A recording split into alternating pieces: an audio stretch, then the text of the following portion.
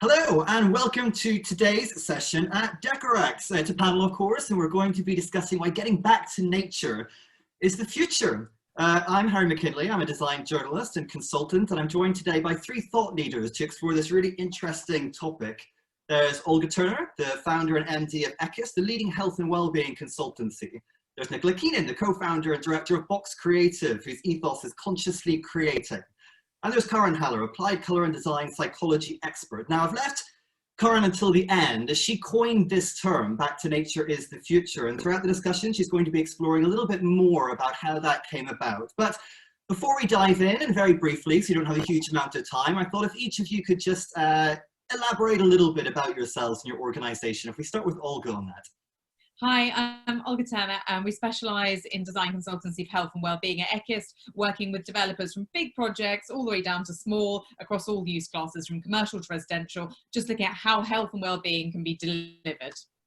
Brilliant. Nicola. Hi Harry, thank you. So I'm Nicola from Boxx Creative. We specialise in interior design for residential hospitality and workplace clients. The studio was set up by Nicola, Lindsay and I in 2017, and we're based in very beautiful green and leafy Wandsworth Common. And as Harry mentioned, our design philosophy is to consciously create. So this is very much our holistic approach to design, where we look at the ethical, environmental, social and wellbeing principles, which are at the core of our design process, ensuring that the spaces, products and experiences we create are both good for people and good for the planet. Brilliant. I look forward to hearing more about it. Karen then. Hi, my name is Karen Haller, and I do what's called applied colour and design psychology, and it's very much around the behavioural design and biophilic design of how we can create spaces that improve our well-being and improve the outcomes. And I think, you know, right now, obviously with all the three of us what we do, but this is really what the world really does need right now. Yeah. Great. So let's start at the beginning then. So whether that's the Garden of Eden or the primordial soup, before we talk about a loss of connection to nature, I want to help people to understand or get a handle on where we've come from. So how do each of you feel that we're intrinsically connected to the natural world as beings, and how does that manifest in terms of how we engage with stimuli or design in the world around us? If we start with Olga on that. I think for me it really harks back to a concept known as biophilic design, which we probably come into more detail later, but it was coined by somebody called Edward Wilson, and it kind of looks at the intrinsic connection that we as people have with the natural environment, and that's both a physiological connection and a biological connection. We know that we feel better, healthier, happier when we're around nature and natural materials. So for me, that is the number way that we're fundamentally linked. It's through our actual biology and physiology. I think I'm the only person actually when we talk about that doesn't have a plant in the background, so I'm feeling a little bit left out. But don't worry, it's very nearby. Karen then. Yeah, just following on from what Olga said, we as humans, we have this symbiotic relationship with nature, and we respond to nature, and that's actually how, you know, I believe we're made. We have this wonderful interconnection, and when we live in harmony with nature, we really do thrive. It's how we were designed. It's what it means to be human. So that's very much what I believe biophilic design is. And Nicola. Yeah, I mean, very much so. Just to reiterate what both Olga and Karen have said, and I think right now is a perfect time. The clocks have gone back, the seasons have changed, and I think our connection is so intrinsically linked that people aren't even aware. And it's only when you really stop and think from, you know, the daily, the sunrise and sunsets, the lunar cycles every month, the seasons. Right now, as much as I love a salad, it's just not going to kick it right now. I want warm, healthy root vegetable soups. You know, I'm sleeping more, I'm getting up later because it's like a hibernation. I see the change in the animals I have as well, cats and dogs. In the summer, the cats want to be out. Right now, they want to be snoozing in the warm, exactly like I do. So I think we're so intrinsically connected, but it's so inherent and part of us, but it's just not something everyone stops to actually realise and think about. Well, I think hankering after a lion is something we can all relate to at the moment. But today then, we're all used to working and often living in urban environments. We're all used to operating in digital spaces, as this goes to show, now perhaps more than ever. What have we lost then in terms of that connection to the natural world? And perhaps importantly, what has it been replaced with? Karen, if we start with you on that one. Yeah, so what Nicola just said actually is a great introduction into this, is because nature is really where we do spend our weekends, our holidays, our free time, because it's where we feel this connection. And even in Japan, the government advocates what's called forest bathing, because they know that the benefits that we get from being in nature. So when we have this disconnection, we lose these wonderful sensations of feeling grounded, a security, this reassurance that we get. And in our modern world, I believe that the way that we're sort of heading towards as well is artificial intelligence. So the more we move towards that, the more that I believe that we're disconnecting from being human, and from our humanity. And this is going to be our biggest challenge. So, for me, it's every step that we take away from nature, we take a step away from ourselves. And there is this balance with technology and with AI. And how do we find this balance? Nicola? Yeah, I think also what Karen's explained is exactly the case, but it's also about, we could look at technology doesn't all have to be bad. It's how technology can maybe improve or facilitate our connection to nature, so that it's not necessarily one or the other. I believe there should be a way technology can help us, even if, it's whether it's, there's lots of screens now and various lights that they're making it look like images of nature. So I think it's really about that balance and about how technology can facilitate that connection, rather than us looking at it's all bad or one or the other. Yeah, and it's interesting, of course, Karen, that you mentioned forest bathing, because I was seeing some stats recently that even just looking at a picture of a forest is enough to make us feel better with just our heart rate and all of those sorts of things. Olga, that loss of connection to nature, how do you think that's manifest? I think it's through the replacement of natural things with artificial things. So if you look at the replacement of natural daylight for artificial light, and of course artificial light has been linked to mood disorders in both adults, teenagers, children, etc., but also through disrupting our sleep patterns and things like that.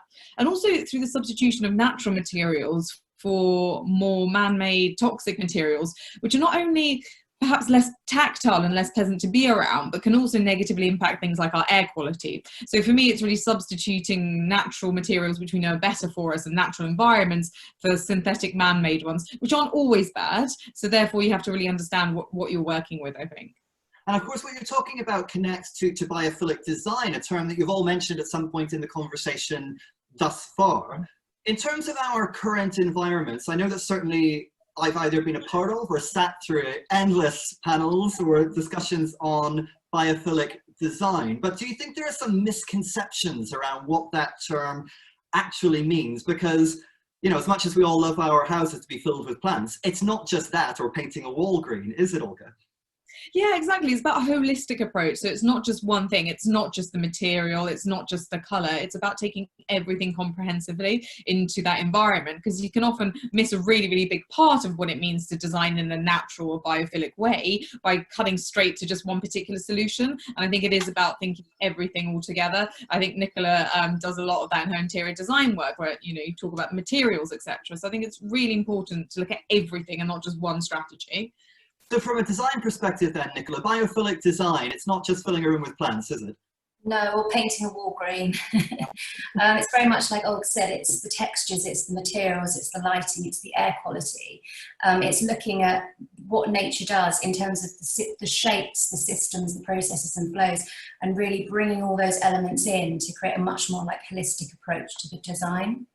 Do you think it does a bit of a disservice to biophilic design that painting a wall green and filling a room with plants is still what a lot of people think it is?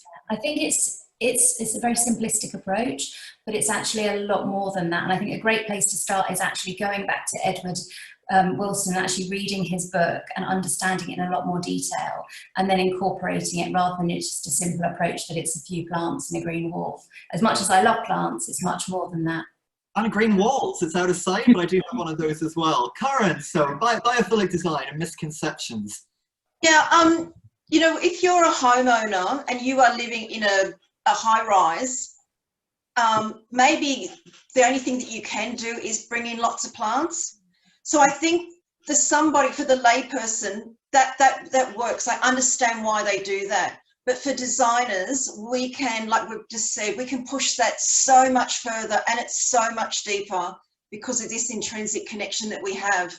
And I advocate the same thing, like read his book and really understand it and realize that how interconnected, and the air, the light, everything, and with texture, shapes, materials, color, everything, because this is then what connects us, and we're always seeking the familiar.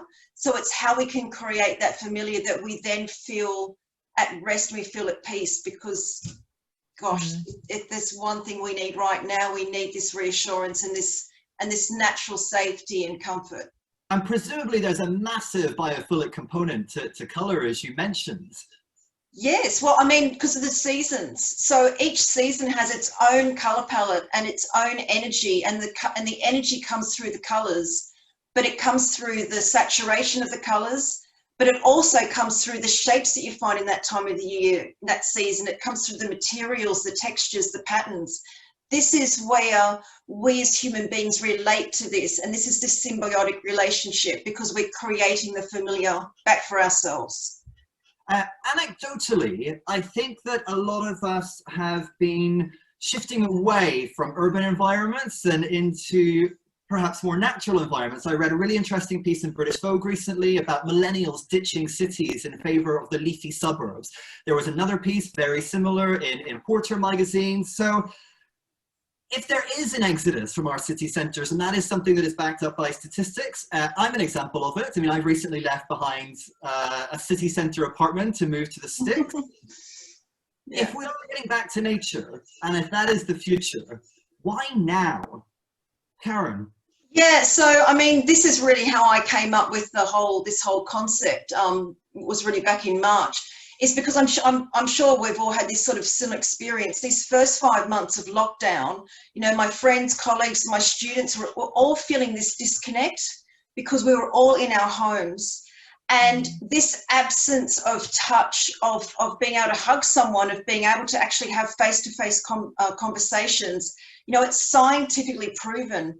It's vital for our health that we have this, connection and interaction. And then I also found that a lot of people really began to think about what is important in our lives. How can we simplify it? Because we lived in such a fast, could say even chaotic, everything was quick. We were always looking outside for the answers of our life, but really it is really what is here, inside of us. And there was so much, uprooting, reshifting. There's so much anxiety. And I think right now what we're really looking for is this reassurance, is this sense of security and safety. And we're looking for what really connects us to what is, the familiar.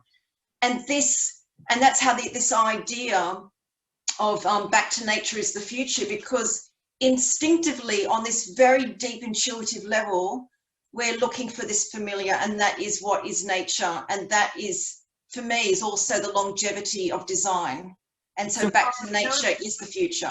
Yeah. I know that, Karen, today you're joining us from Switzerland, but to do a little bit of a straw poll, just out of sheer curiosity, Nicola, I know that you're also, you're not an urban liver anymore. Olga, where are you based? I feel like I've got the best of both. I'm in Guildford, so I turn right and I'm into the town centre in 10 minutes, and London in 35, and I turn left, I'm on the South Downs National Park. So fingers crossed, I feel like I'm nailed both nature and urban living. We've all gone a little bit suburban then, I guess you could say. And of course we can't all move to the countryside. So how can our cities evolve to feel more natural? How can we rekindle some of that sense of connection to nature? And of course, I don't just mean public spaces, but we really have to think about our homes, our workspaces. Nicola, what do you think about that? That's a really good question, Harry. And I think we actually all worked on a project during the first lockdown together. It's called Reconnect. It's a restaurant project. It's actually on the Sleep and Eat website, so people can find out more about what we'll be talking about. But we looked at obviously what's happening right now with the current circumstances and how restaurants are changing with all the plastic screens up, which is very dehumanizing. And it's so far removed from our beliefs on sustainability, because you've got all this, excess cutlery, plastic screens. So what we actually did was we looked at how we could all, from our different perspectives and principles, actually look at, rather than just protecting people, how we could actually improve health and improve well-being.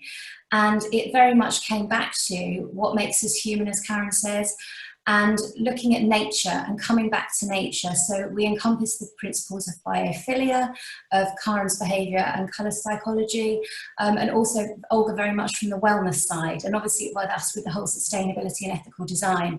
And we looked at things already mentioned, obviously things like the air quality and how to ensure that, looking at the type of materials used, not only for their tactile and natural properties, but also antiviral.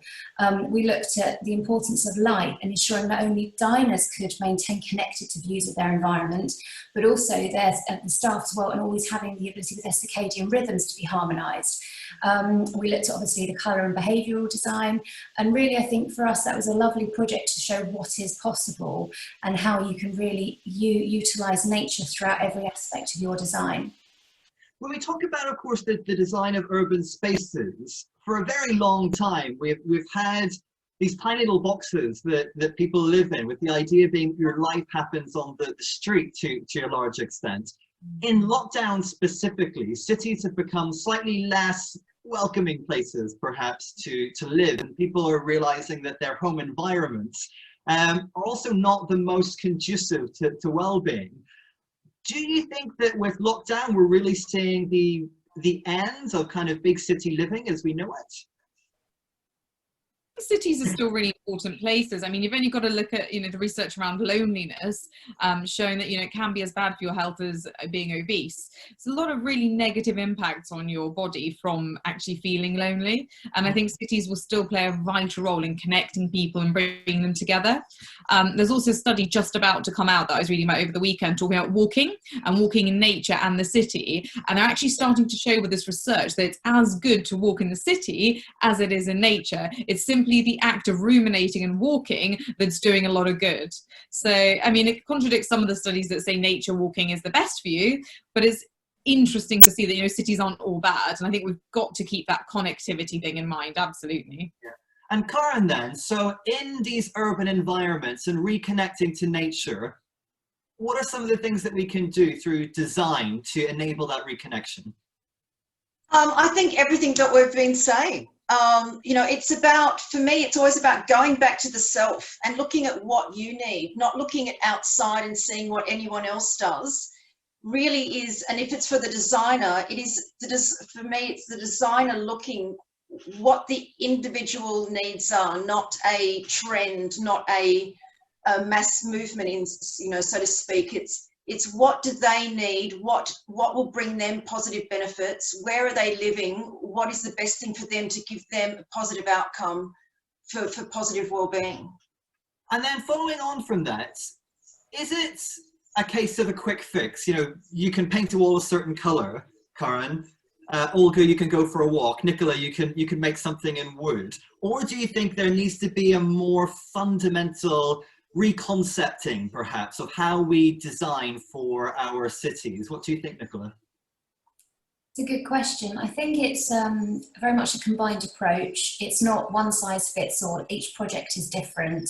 And I think for us, when we work collaboratively, we realised that it was actually everybody's specialisms that came together, which was really, really nice, which made it a far better project as a result and much more considered. And Olga, then, do you think that in terms of the design of urban environments, there needs to be more consideration, perhaps, with how we engage and interact with those environments? I think definitely, and also thinking about things like walkable cities, being within 10-15 minutes walk of green space, child play space, but also looking at what private amenity space you've got. There's been a drive towards, permitted development and converting offices to, apartments that don't necessarily even have a balcony. And I think it's these little things where even just a bit of balcony garden, a little bit closer to a park, all these things have a cumulative effect on our well-being. So I think to your point earlier, it is great to do one of these things, like have a few more plants or have a few more natural materials, use more natural colours. But I think the more of those little bits you can do, the better the cumulative impact on your health. And even if it means you start with one thing, you can then build up. But urban planners definitely need to focus on how master planning can bring all of those things together for people to make it easier for them to do these things. Yeah, and also when you're saying communicative, that's also the connection, isn't it? It's the human connection because we don't all do all this in isolation. A big part of this is doing this as a community and interacting with people. And do you think then, Karen, that it is about these perhaps small fixes, or do you think there needs to be a more fundamental shift in terms of how we think about design now? These small changes, I think that everybody can do, just whether they're a designer or not. But for designers, I think there's yeah, I'm just saying, go back to that book. You know, if that is where they start, and that's a good foundation, and at least they've got something, they understand the philosophy and they understand the theory behind it, and then they can go from there. Because otherwise it does just sound very, it can sound a bit woo-woo, and that's not what this is. This is really, you know, this is life-changing stuff. So I would always say, get everyone to read that book first, have a really good understanding, and then they can decide, you know, really which angle or which way they want to go from there. And then from a sustainability standpoint, surely there must be a sustainability component here. It strikes me that this idea of getting back to nature also aligns with the idea of needing to design more responsibly, Nicola? Yeah, absolutely, Harry. I couldn't agree more. As a studio, we very much see it's intrinsically linked. Humans can't exist without nature. So it very much, looking forward, we need to live very sustainably and in harmony with nature in order for it to sustain us. You can't have one without the other. And I think as a design practice, one of the biggest wins for sustainability is dealing with waste. So when we start a project, our first thing we look at is, are we stripping something out? And there's a huge amount of waste, materials and embodied energy there. And so it's then looking at what can you do with it? What can be repurposed? What can be reused in the building, sold, given away? And that's often what people don't actually look at the start of the project at all. It's not considered. It just ends up in landfill and ends up being maybe incinerated. Or, you know, in landfill, as I said. So it's a really key thing. So waste is a big one. The other one is circular. So when we're designing particularly bespoke furniture, we're looking at designing it for the end of its life. What's going to happen at the end? You know, can it be repairable? Can it be disassembled? All the individual components, can they be broken down? What are they made from? How can they be repurposed or reused at the end of the life? And then so that's obviously designing very circularly. And then the other thing is biomimicry. For us, that's intrinsically looking at nature and the systems and processes and what nature does best to solve all our design problems. So whether it's, for example, when we did the restaurant, we actually designed it based on the shape of the shell and realised the natural lines in the shell naturally were dividing lines for separation. And so there was so much you can benefit and glean from nature. I think really a sustainable approach is very much the way forward. I guess massively with materiality as well, because we spoke earlier about how this kind of shift towards very artificial materials is part of what is creating this sense of disconnect from nature. So it seems as well there must be a great alignment between moving back towards using natural materials, perhaps, and this shift towards a more sustainable model of design. Would you agree with that, Nicola? Yes, I think definitely some natural materials, but so let's just take the example of cotton. Very natural, but in order to produce cotton, there's huge amounts of pesticides and it needs huge amounts of water, which isn't necessarily good for the environment. So I wouldn't say something that's natural means it's sustainable or it's good. It's like a can of worms. You have to really look into these things. It's not a one thing fits all. You've got to really understand. So bast fibres are absolutely fantastic, naturally fire retardant, so as well. So great solutions, cotton natural, but I would always go to those ones first. And equally, some synthetic fibres, they have some very good properties. And when we design, it's not straightforward. In commercial environments, there's much larger fire regulations. So you have to have different type of fabrics and things like this. So it's really just understanding what you're doing and making the right informed decisions and informing your clients of that as well, to make sure they're happy with the output. I think that's where product certifications come in a lot as well. I think it's useful to be aware of those, and whatever designer you're working with, engage them in those conversations, because quite often if a product is certified for sustainability, it also tends to be certified for health and well-being. So I think Nicola made a really good point about cottons. You know, if you look at something like the Ecotech certification, begins with an O, if anyone's looking up, OEK, that's actually looking at sustainable methods of cotton production that don't use toxins, and that's the kind of stuff you want to be using on linens in your bedroom, etc. So I think that's where there's a nice crossover between designing naturally but also designing well for the environment. Yeah, and there's also, I was going to say, there's also a toxicology association with colour and dyeing, because while you've got the materials, they're being dyed a colour, and so there is a whole association set up with that. Unfortunately, I don't remember the name off the top of my head, but if they look up colour and toxic association, you'll find it. And then I understand, of course, from a commercial point of view, the need to define seasonal trends or even longer movements, perhaps a year or two. But this getting back to nature, it's more than just a trend, right? And does getting back to nature as the future mean we're shifting into a post-trends world? Olga, what do you think about that? I do see it as a trend, really, because I always see it as a science. I see it as a way of designing based on knowns. So because those knowns are now scientifically accepted, and more research is evolving around natural materials, air quality, the way that we design for health, it's not going to go away, because it's something that we all know and that we're building our body of evidence on. So for me, that's why it's not just a trend, and it's something permanent, like sustainability has become. We're so familiar now with the obvious do's and don'ts, therefore it makes it more of a permanent part of our decision making. Nicola, on the design side then, of course, when we talk about biophilia, the fact that so many people peg it to a particular colour or a particular, you know, room full of plants type of design, does that mean that there is a feeling that it is just an aesthetic trend, when in actual fact this really has to be more of a philosophy? I think it's showing up as a trend in that sense because people are putting more plants everywhere, but that's a great start, and I encourage that. But I think the designers that really are interested and want to know more, it's much deeper than that, and I'd encourage anyone to explore it and realise the true value of it and how it can benefit the people and spaces you're really designing. And in terms of it being a trend, it's like I've talked a lot about sustainability. I don't believe it's a trend, neither wellness. I think particularly right now where we are in the current circumstances, people are realising the importance of wellness even more so. And ultimately for our health and longevity, that comes where sustainability comes in. And coming back to nature is supporting both of those. So they're all intrinsically linked as a whole. And Karen then, more than a trend, right? Yeah, I mean, I've been asked quite often if biophilia is a trend, and a little bit tongue-in-cheek, I just say to them, I ask, is breathing a trend? Because it's so, you know, it's so intrinsically a part of us.